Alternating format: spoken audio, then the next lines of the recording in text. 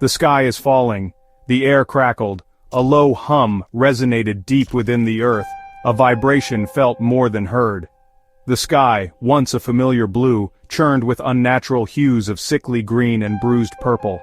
Panic had become a living entity, its icy grip constricting the hearts of every man, woman, and child. The imminent celestial collision had been broadcast globally weeks ago. Now, the monstrous rogue planet, a jagged, shadow-draped harbinger of doom, filled the sky. Its gravity tugged at the very fabric of their world, tearing apart the illusion of safety and security. In the face of oblivion, societal structures crumbled. Laws became meaningless whispers. Churches overflowed, desperate prayers echoing off stained glass windows. The streets, choked with the displaced and the terrified, descended into chaos.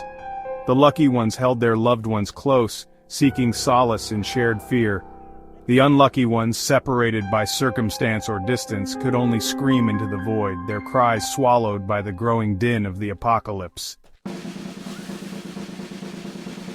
Every man for himself. A mother clutched her child, her eyes wild with terror as looters stormed a boarded-up grocery store. A priest, his faith shaken, wept silently in the flickering candlelight of his deserted church.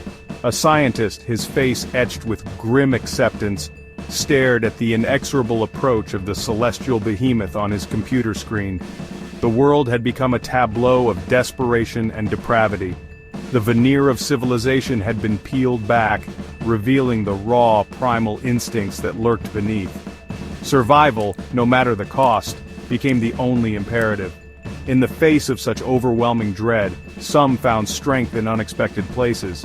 Acts of selfless courage flickered like dying embers in the encroaching darkness. A stranger sharing their last rations, a doctor tending to the wounded amidst the ruins, a young couple holding hands, facing oblivion with quiet dignity. These flickers of humanity, however, were but brief interludes in the grand opera of despair. The dominant narrative was one of fear, of chaos, of the primal scream of a species staring into the abyss. Silent apocalypse. The air grew thick and heavy, saturated with the metallic tang of fear.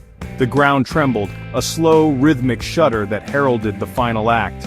Buildings groaned and swayed, their foundations crumbling under the relentless pull of the approaching planet. Then, silence. An eerie, unsettling quiet descended, a stark contrast to the cacophony that had preceded it. The sky, a canvas of swirling colors moments before, turned a uniform shade of bruised violet. The silence, however, was not a reprieve. It was the deep breath before the plunge, the pregnant pause before the curtain fell on the human drama. It was the silence of the grave, all-encompassing, absolute, and final. The rogue planet, now a monstrous orb filling the horizon, began its final descent. There were no screams, no pleas, no desperate bargains with a god some no longer believed in. There was only the silence, a testament to the utter insignificance of humanity in the face of cosmic indifference. Humanity's requiem. The impact when it came was swift and merciless, a blinding flash of light, a deafening roar that tore through the very fabric of existence. And then, nothing. The Earth, once a vibrant blue sphere teeming with life, was no more. Wiped clean from the cosmic slate, its existence reduced to dust and echoes in the vast emptiness of space. Did humanity deserve this fate? Was there some grand cosmic purpose to their extinction, some lesson learned, some karmic debt repaid? Or were they simply victims of circumstance, a species extinguished by the cold, uncaring hand of fate? The answer, lost in the echoing silence of the cosmos, would never be known. All that remained was the silence.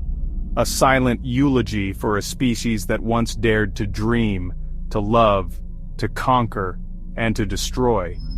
A species that, in the end, was just another fleeting moment in the grand, indifferent tapestry of the universe.